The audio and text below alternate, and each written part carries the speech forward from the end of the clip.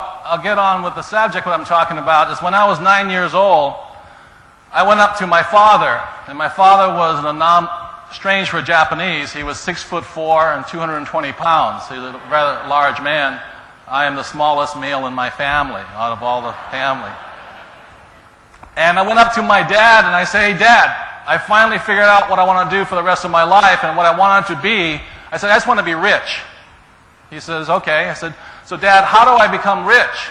And he says, "What the rich know how to do is they know how to make money." I said, "Good."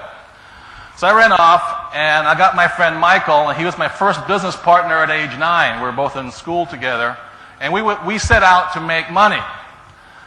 And our first business venture, what we did was we went around our neighborhood in Hawaii and we collected, you know what, do you have the brand Crest toothpaste out here by any chance? It was Crest toothpaste back in the 1950s. And in those days, the toothpaste tube was made out of lead. So Michael and I would run around and we'd collect all these toothpastes. We'd go to our neighbors, knock on their doors and say, "Would you mind saving your empty toothpaste tube?" And they go, "Sure," you know. And one day my mother comes home and there's this box next to her washing machine full of these ugly looking toothpaste tubes. And she's wondering what he and I, my first business venture, were up to.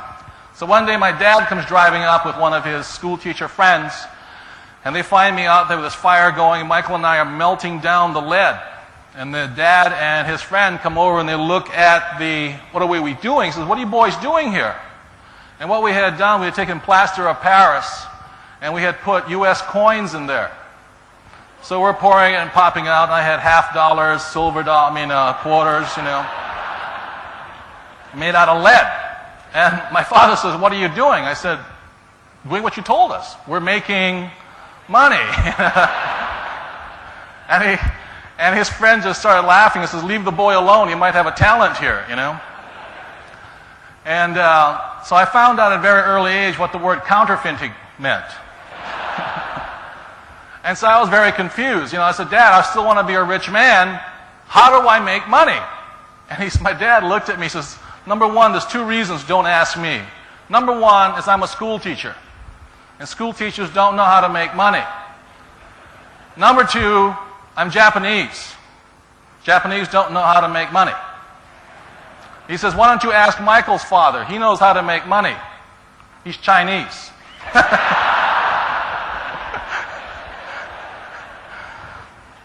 So Michael and I ran off and went to see his dad. And his dad was Chinese, and he began to teach Michael and I the art of making money. So for those of you who are Chinese in the audience, what I'm about to tell you, you probably already heard from your parents. So as I grew older, it got really difficult in my family. Because my dad, being a school teacher, would say, you know, "Be good, study hard." And I'd say, "Why?" He said, "So you can get good grades." I said, "Why?" "So you can find a good job." I said, "Okay, why?" And he says, "So you can find a good company to work for." And then I'd go across town and talk to Michael's dad, and all he would say to me, he says, "You don't want a good company to work for. You want to study hard to find out how to buy a company and sell it."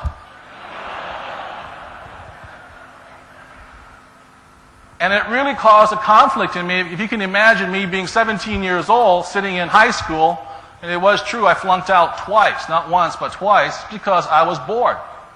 And every time the teacher tried to threaten me, say, "You're not applying yourself, you don't have good grades, blah, blah, blah." I said, "What for?" She says, "So you can get a good job." I said, "Well, I don't need a good job, because I'm going to buy and sell companies." So she said, "Well, a company would never hire somebody like you." I said, "Ooh, that might be a good company to buy."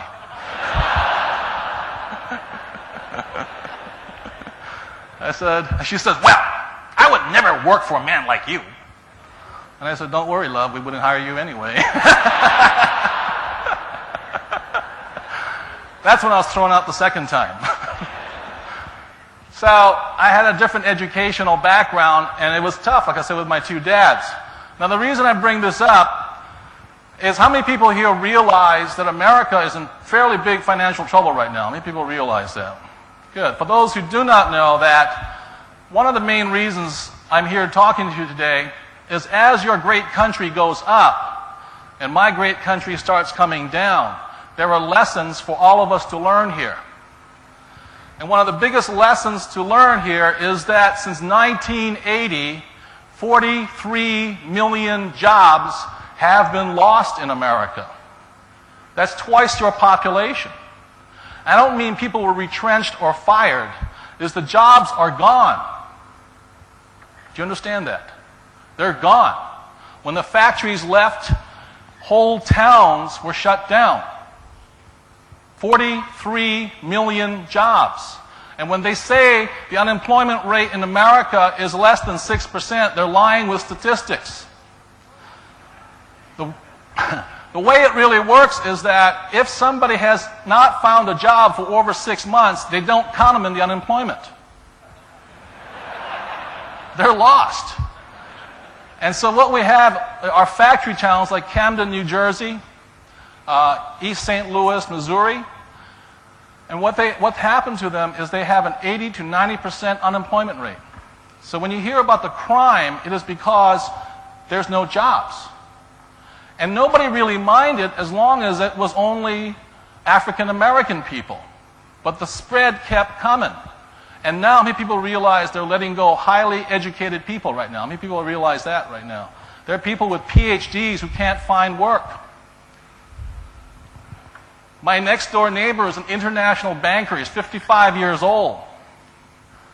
He has 2 children, one 16, one 8. His bank merged with another bank, and all of a sudden he doesn't have a job. Now the reason I'm talking to you today is because I do not take the subject of money lightly. My dad did, my real dad. And the thing, no, he always, being a school teacher, he said, well, we're not interested in money. We're school teachers. And then what happened in 1970, my dad got retrenched. What he did was he ran against the governor of the state of Hawaii, and he lost.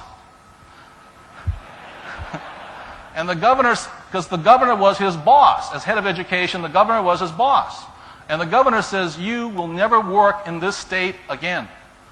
So at the age of 50, my father never worked again. And I saw a great tall man go down because all he wanted to do was teach. So that's why I speak on this subject. So the thing that I found out when I talked to my dad in the later years, he says one of the problems with education is that what schools focus on in America, and I apologize, I don't really know your system here, is they focus on a thing called SAT. Is it up there? Oh. What SAT stands for is Scholastic Aptitude Testing. What is important in education in America is your scholarship. Can you read? Can you write? Can you do mathematics? That's what they count on. If you do really, after about the age 15 or 16, they begin focusing on PAT or professional aptitude tests. Out here, I think they call it streamlining or something like this or whatever it is. They want to find out if you're good at scholarship, will you be a doctor? Or if you're not good at scholarship, will you be a mechanic? And they start streamlining into professions. And what they never do in the American system is they never teach financial aptitude. And so that's why in America, the biggest problem happening right now is a tremendous gap between the haves and the what? Have-nots. Because financial education is left up to the parents. So a poor parent will teach their children poor attitudes. So the benefit that I had was having my Chinese father teach me financial aptitude. So what I'm going to do is really quickly go over some of the stuff my Chinese father taught me. Not what my Japanese father taught me. And I'll be very quick, and because I was only 9 or 10 years old, my Chinese father had to teach me in very simple diagrams. And those simple diagrams are the main reason today I never have to work for the rest of my life. It was a simple diagrams. And so my dad used to say, well, don't listen to Michael's dad. He never graduated from high school. I said, okay. The man's illiterate. I said, okay. I said, but Dad, the guy's a multi-millionaire. I don't care. And my dad being Michael's dad had about 1,000 employees, had multiple businesses, and my dad had about 1,000 school teachers working for him. So, this is what Michael's dad taught me, and it's just basic financial aptitude. And what my dad would say is Michael's dad's illiterate.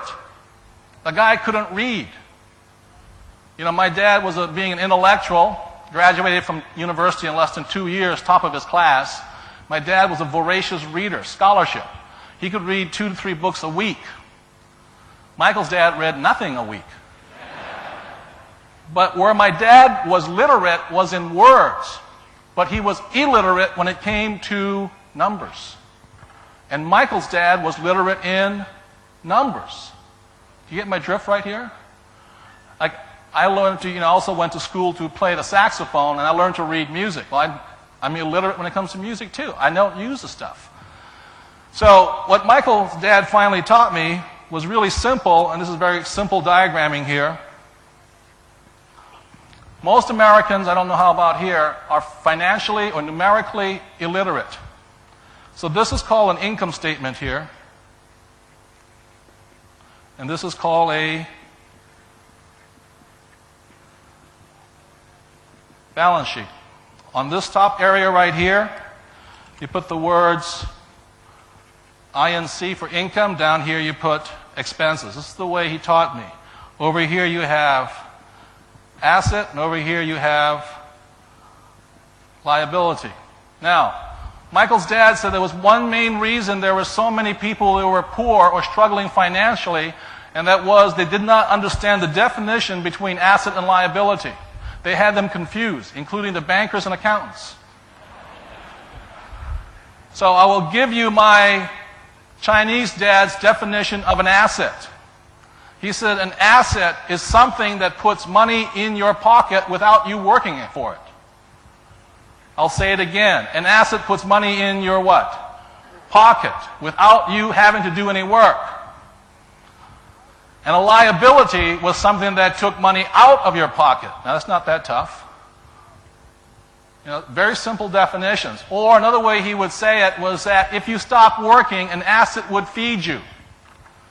And he said a liability would then eat you. That's how simple he taught me this stuff. Now, interestingly enough, as my educated dad, my Japanese dad, he would list over here under an asset his house and his car. And my Chinese dad would list over here his house and his car. Now you know why I'm so confused. And ironically, if you talk to most bankers, which one would they say it is? Asset. And so my Chinese father said, a lot of these people sit around and they're trying to figure out assets and liabilities. And he said the only thing that really counts, that determines whether something is an asset or a liability, is a word called cash flow. If it flowed into your pocket, it was an asset. If it flowed out of your pocket, it was a liability. Very simple. So, at my house, I have an altar to the God of cash flow. I want it flowing in. So, the problem with America today is we have millions and millions of people who are counting assets, counting liabilities, which are really, counting assets, no, even one thing. They're counting liabilities as assets. That's what they're doing. That's pretty simple. Okay. So I will show you then, is cash flow becoming everything? I will show you a couple of diagrams that he would teach me with.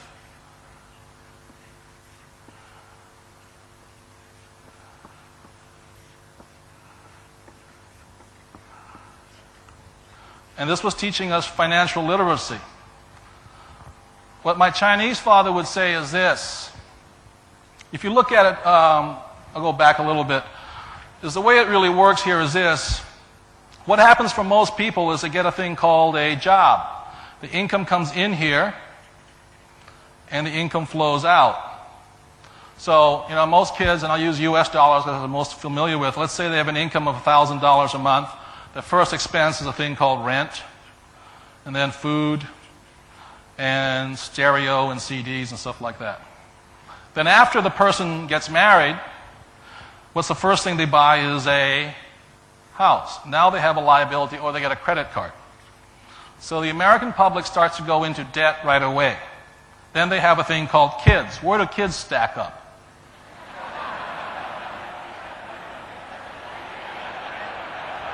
Kids are a very big expense. They're not an asset, trust me. They're very expensive items. Okay, so that's how that thing works here. Now, so what Michael's father used to teach me wasn't so much asset and liability, but what he would do is he'd pick up financial statements and he would look for a thing called cash flow. He'd look for the pattern. And he said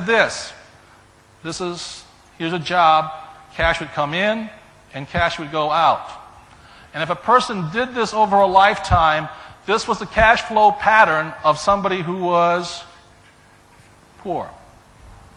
That was a poor person's cash flow pattern.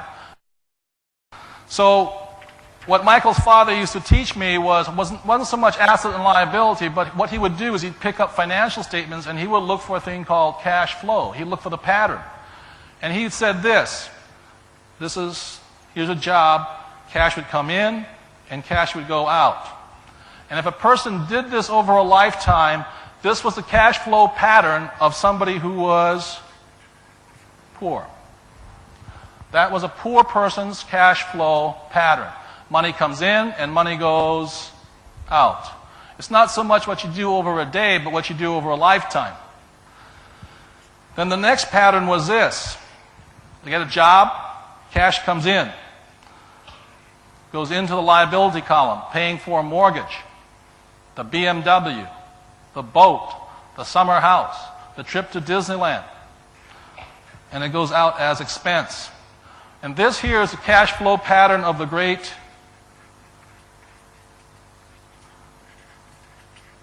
middle class. So take a look at it right now. Those are broad generalities. Which pattern do you fit into?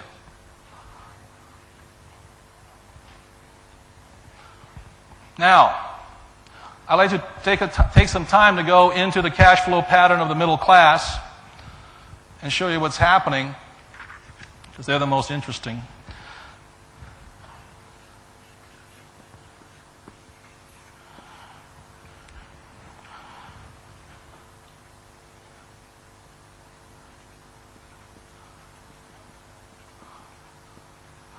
I have a friend in San Diego. My Chinese father would say to him, he was California rich. And what California rich meant was the guy he was in real estate, he had very high income. But every time he got money from commissions, did he go into the asset column or the liability column? He'd go liability. Guy has $1 million house. He has a BMW.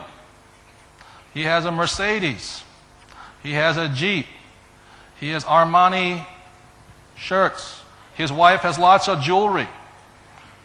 And they go out to dinner a lot. Do you know people like this? And then what happened being in the California real estate market, so this guy here like this is the pattern. It looks like this all day long. Now, I go to the gym a lot, and what this looks like to me of the great middle class looks like one of those treadmills. They get up every day, they go to work, they go to work, they go to work. They're working hard, but going what? Nowhere. Because their liabilities keep them at work. They never get ahead. Then what happens is, all of a sudden, this happened to my friend, is the California real estate market tanked. In other words, he lost this. Now, just because you have no income, does a bank care that you can't pay your liabilities? Do they? No. So right now, I'm waiting for him because I want to pick up his BMW at 5 cents on the dollar. What's that song? That's what friends are for? So I see, the reason I'm concerned about this is I see it already here in KL. as your income goes up, I see people at that mall buying all the Rolexes, which I have one, $3,500 Brioni suits, all the good stuff. Those are not called assets, those are called doodads. And the worst part about it is they buy them on credit. So that's why the great American middle class is in such great trouble right now. They lose their job and they're shot. Now, the last pattern I will show you here is this. So we have the poor, the middle class, and this is the cash flow pattern of the rich. Do you notice a difference?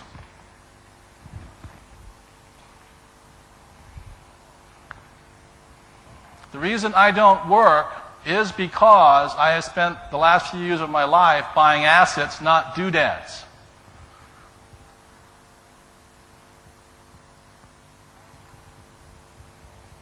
And the irony of it is as my stock market moves up, my real estate market moves up, this sucker just gets richer and richer and richer. It actually goes like this and like this, but it spins right inside. So, what's happening in America, and I want to bring this up as I wrote my book, You Want to Be Rich and Happy, Don't Go to School, is finally, and I wrote that in 1990, is they're finally attacking the school system. Because the school system is not preparing kids for real life. What's happening in America today is there's no such thing as job security.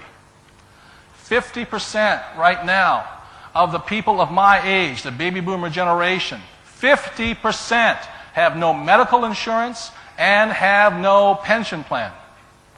That in 15 years, I turned 49 yesterday, in 15 years, age 65, most of my classmates will have to keep working because they have got nothing, and the problem is that there's no jobs for them. And our school system still teaches people to be good, do as you're told, look for a nice, safe, secure job. And people say, oh, don't worry, I'm a doctor. What's happening for the very first time is in this thing, professionals feel the heat. It is now spread. Doctors are losing their job. Engineers are losing their jobs. CPAs are losing their jobs. MBAs are losing their jobs. It is hemorrhaging it right now at high speed. And they're making less and less money if they take a job. So nobody is safe right now. The other thing that's happening in America, as I said, as you come up, learn from as we go down here, is a thing called virtual corporations. And what a virtual corporation is a company without an employee in it. In America today, we don't want employees because they're not assets, they are liabilities. And the reason for that is if you fire them because they're so desperate, they sue you. And it's funny at one level, but it cost me $12,000 to let somebody go. They weren't worth that much. And that's what's happening right now. So people are saying, we don't want employees, we want temporaries. So they come on, and our schools still don't teach them any financial aptitude.